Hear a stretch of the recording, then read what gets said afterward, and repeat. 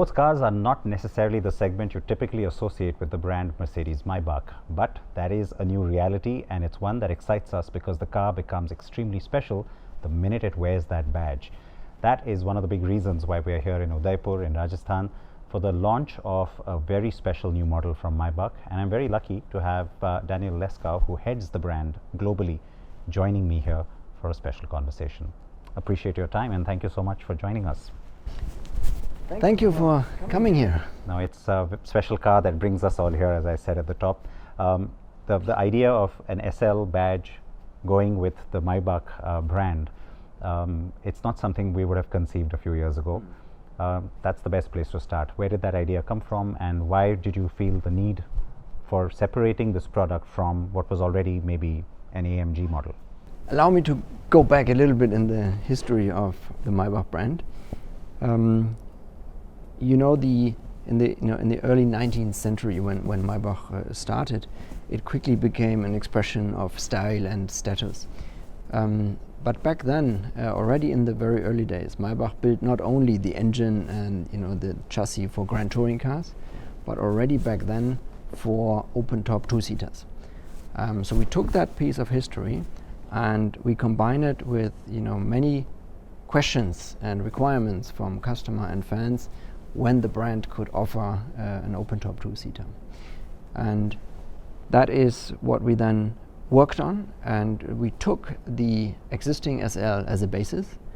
And if you look at the car later, you will see that we changed it quite significantly to make it a true Maybach. So we took out the second seat row. We added a what we call a double scoop. It gives the car, if you look at it from the side, a complete new silhouette. We added the Maybach typical brand grille in front of the car, changed the bumper, and also technically we changed the exhaust system, and worked on many details of the car. Engine mounts, made them softer to really get the Maybach characteristic.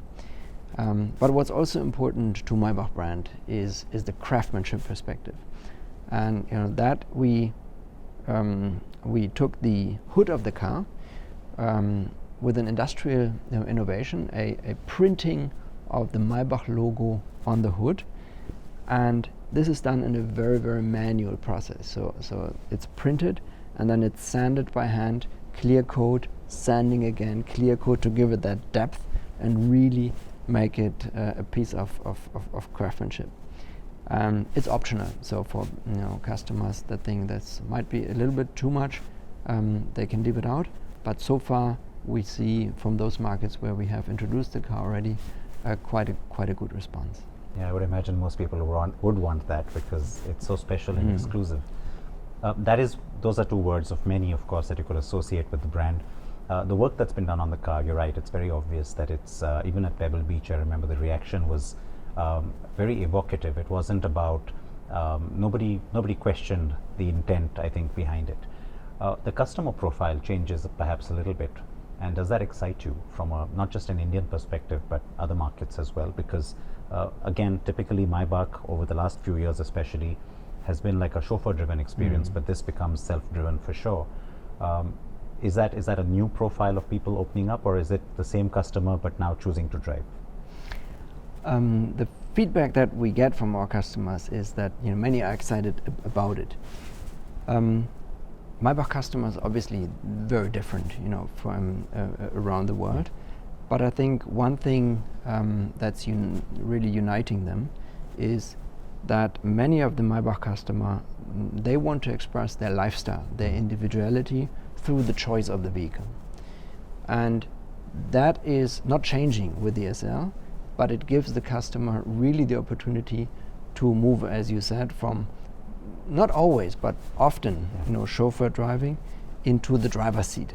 And with the SL, we give them a sporty yet elegant alternative to the portfolio. And this is the fourth car we're adding to the Maybach portfolio to cover that part for people that really enjoy the self-driving.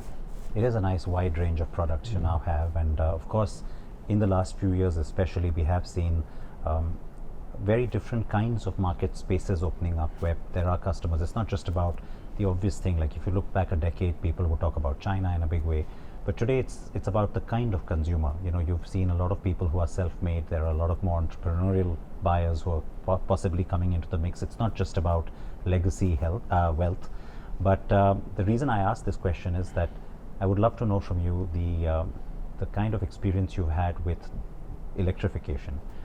We saw that happen, of course, with the EQS SUV coming into the fold. Incidentally, at our awards just a month ago, the car was also the winner in the luxury space.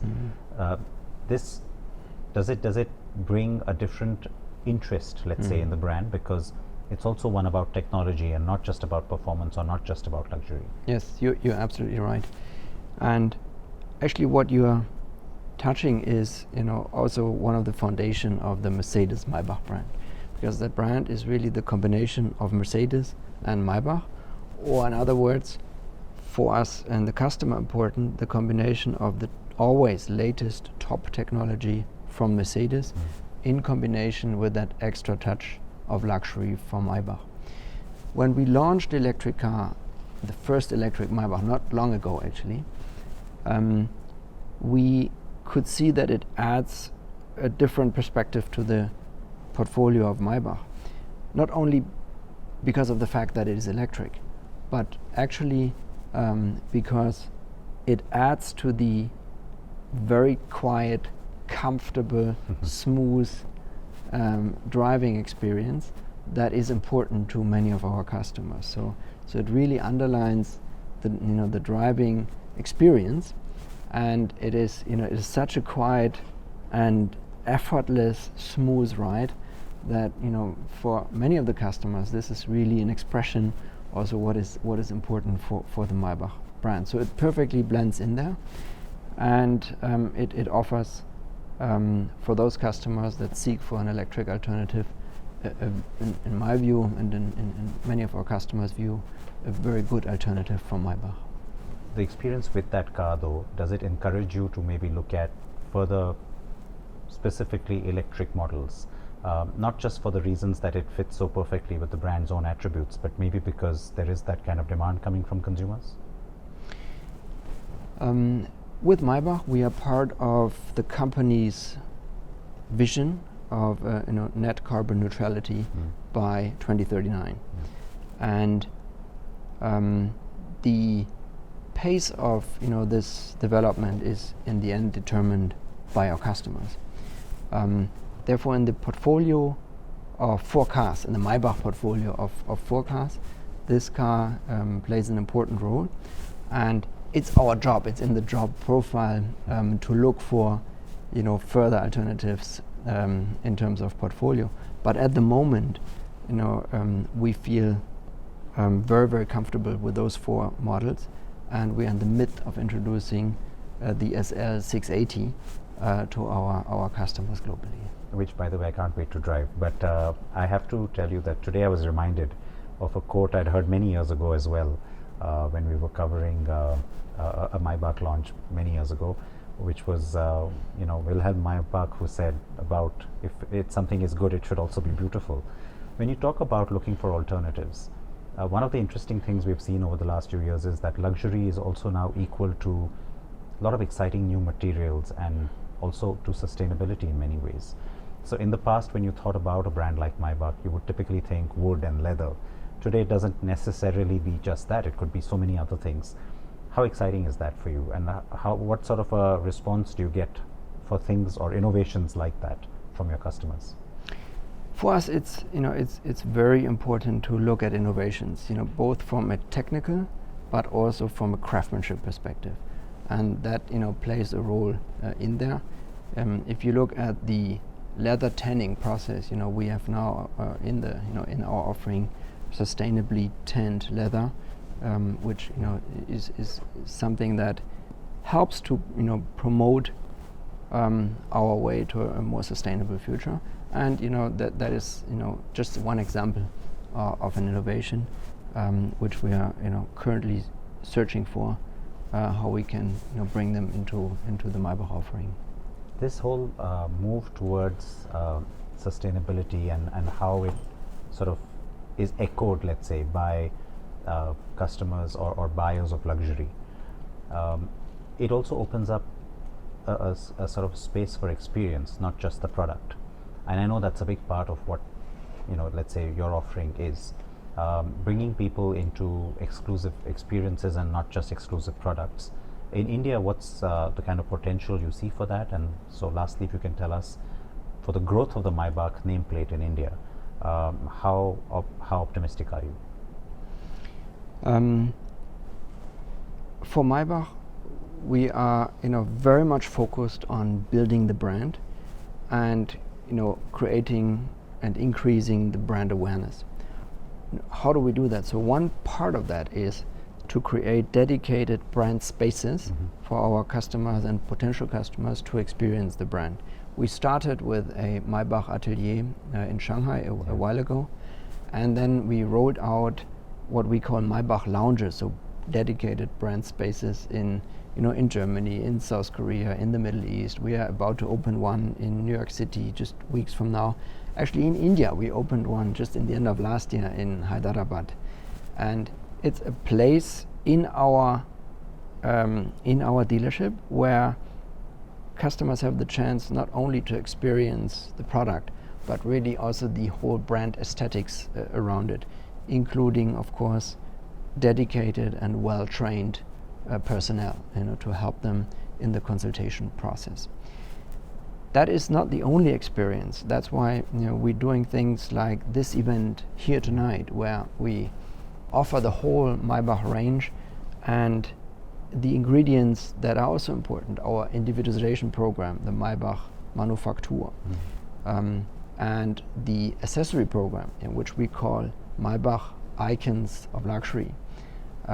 Even a classic car, which is part of the history from Maybach. So we bring all this here and have the customers and potential customers, fans of the brand, really experience all the different dimensions of the brand. And we combine that with the Indian market launch of the Mercedes-Maybach SL 680, and the response we heard last night was overwhelming. So I was talking to many of the customers, and it was very, very gratifying to see also how long they stayed, how deep the conversation went about the Maybach brand, the history, and the products.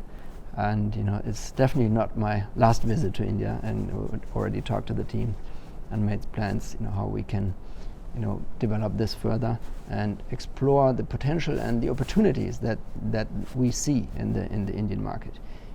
India is now in the top 10 markets for Maybach, and if everything falls into place, it definitely has the potential to move up in the top 5 market of the brand in the future. Well, you kind of partially answered my last question, so I'll just ask you this, that when it comes to all the new product innovations, whether it is a brand new model or whether it's even limited editions or special series, is it fair to say then that India would definitely get all of that? Well, definitely India plays a crucial role in the Maybach strategy and of increasing importance. And we will consult very, very deeply, with our team on site here, our dealer partners, our franchise partners, what is the right thing to do to promote what is most important for Maybach. It's the brand, and it's our customers to whom we want to provide value. That is in the end what we're working very, very hard for. Daniel, thank you for your time. I appreciate it. And of course, when it comes to the car that you have launched here in Udaipur, congratulations to your whole team. It's beautiful and very well crafted. And like I said, can't wait to drive it. Thank you for the exchange. Thank you. Appreciate it.